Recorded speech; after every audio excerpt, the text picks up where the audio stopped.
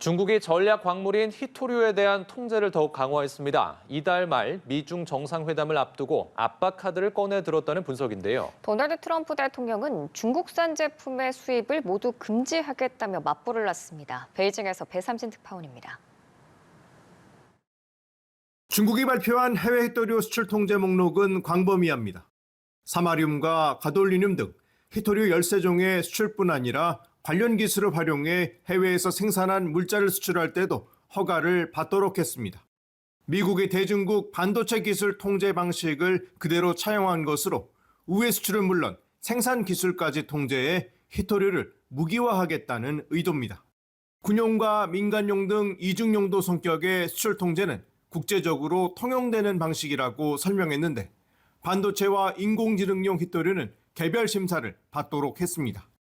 中国此次出手，已向世界清晰表明，在这场没有硝烟的战争中，谁掌握了核心技术与全产业链，谁就握住了未来的命脉。 블룸버그 통신은 이달 말 미중 정상회담을 앞두고 협상력을 끌어올리기 위한 전략이라고 분석했습니다.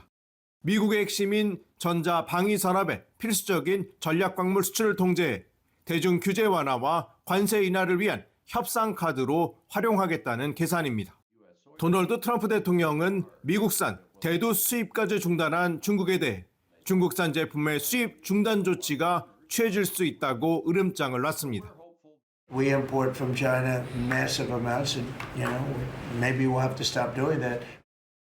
중국이 희토류 카드를 다시 꺼내들면서 양국 간 무역 갈등은 새로운 양상으로 확전될 조짐인데 이달 말 미중 무역 갈등 해소를 위해 마주 앉을 양국 정상의談판에 어떤 영향을 미칠지 관심입니다. 베이징에서 연합뉴스TV 배삼진입니다. 산업통상부는 중국이 전략 광물인 희토류와 관련 기술의 수출 통제를 강화하는 조치를 발표한 것과 관련해 구체적인 내용을 분석하며 대응하고 있다고 밝혔습니다. 산업부 관계자는 오늘 중국이 발표한 내용이 많아 이를 하나하나 분석하고 있다며 구체적인 분석이 끝나면 국내 기업 애로가 있는지 점검하고 피해를 최소화하기 위해 중국 측과 협의할 예정이라고 말했습니다. 또 중국의 희토류 수출 통제 강화 조치에도 지금까지 한국 기업에 대한 수출 허가는 정상적으로 이루어지면서 아직 큰 문제는 없었다고 덧붙였습니다. 미국 백악관이 이번 주 내에 틱톡에 미국 사업부 매각 관련 서명이 있을 것이라고 밝혔는데요. 중국을 방문한 미국 하원 의원단은 여전히 이견이 있다고 밝혔습니다. 베이징에서 배삼진 특파원입니다. 중국을 찾아 리창 중국 총리 등 지도부를 잇따라 만난 미국 하원 의원단. 중국 희토류 문제뿐 아니라 지난주 미중 간 고위급 회담에서 큰 틀에서 합의한 것으로 알려진 틱톡 매각 역시 완전히 해결되지 않았다고 밝혔습니다. 양측은 틱톡의 추천 알고리즘과 미국 사업을 이끌 새 합작법인 소유권 등을 놓고 상반된 해석을 내놓고 있는 것으로 알려졌습니다. You have to be willing to start the process of saying, okay, this is where I'm coming from, where are you coming from? And we're not even at that point yet. 중국과의 보잉기 500대 구매 협상은 마무리 단계인 것으로 전해졌습니다. 데이비드 퍼듀 주중 미국 대사는 미중 양국의 보잉기 구매 협상이 며칠 또는 몇 주 정도 남겨두고 있다고 생각한다고 말했습니다. 중국은 지난 2017년에도 트럼프 대통령의 방중 일정에 맞춰 보잉기 300대 구매 계약을 발표한 바 있습니다. 홍콩 사우스차이나 모닝포스트는 중국이 이달 초 트럼프 대통령에게 국빈 방문 초청장을 발송했다고 보도했는데 트럼프 대통령은 다음 달 경주 에이펙 정상회의에서 보는 걸로 약속했다고 밝힌 바 있습니다. 다만 중국의 보잉기 구매 발표는 트럼프 대통령의 방중 여부에 달렸다는 관측도 나옵니다.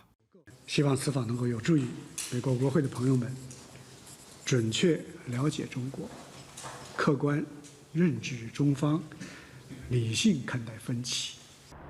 실제 구매가 성사된다면 미중 관계 개선의 하나의 이정표가 될 수 있는데 미국이 대두 등 농산물 구매 압박에 나선 상태여서 두 가지가 향후 합의의 최종 변수가 될 수 있다는 전망이 나오고 있습니다.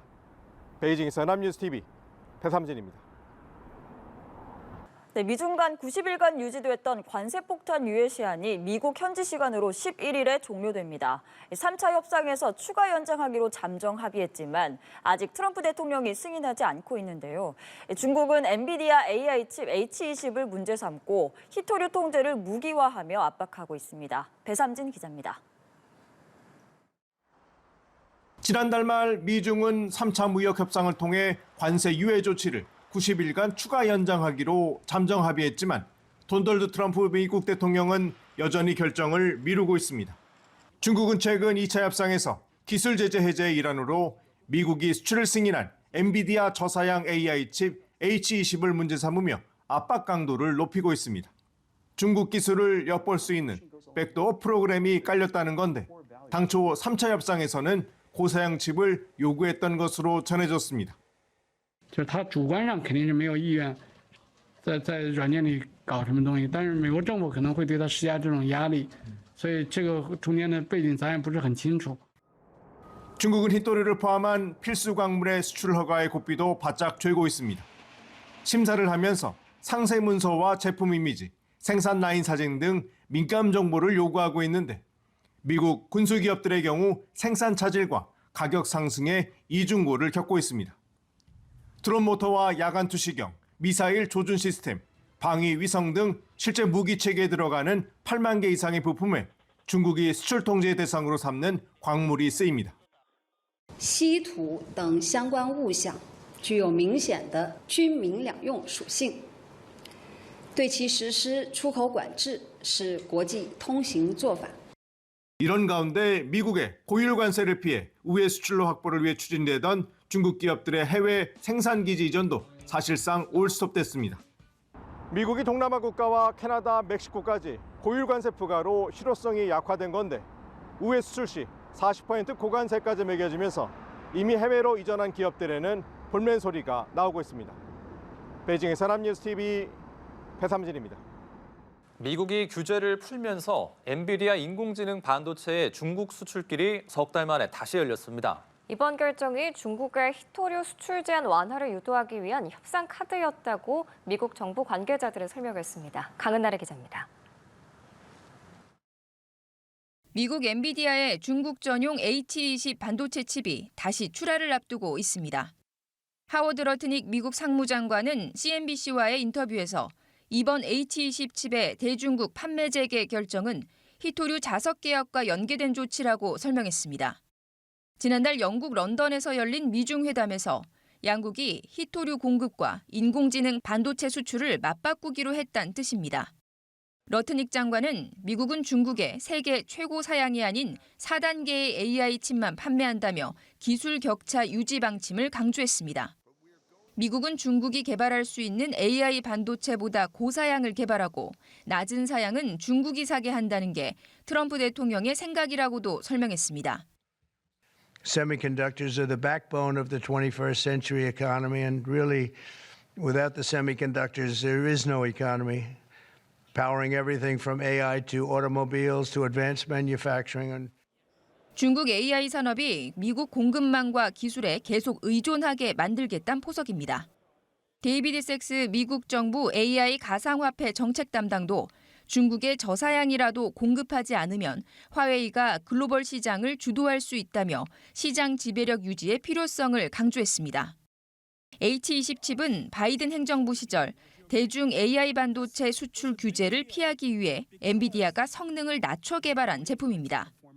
트럼프 행정부가 지난 4월부터 해당 칩의 수출마저 중단하면서 엔비디아는 약 55억 달러 규모의 재고를 전액 손실 처리해야 했는데 이번 수출 허가로 상당한 부담을 덜게 됐습니다. 대중 수출 재개 소식에 엔비디아 주가는 4% 넘게 오르며 시가총액이 단숨에 230조 원 이상 늘었습니다. 엔비디아발 훈풍에 삼성전자와 SK하이닉스 등 고대역폭 메모리를 공급하는 국내 반도체 기업들도 동반 수혜가 기대되는 분위기입니다. 연합뉴스TV 강은나래입니다.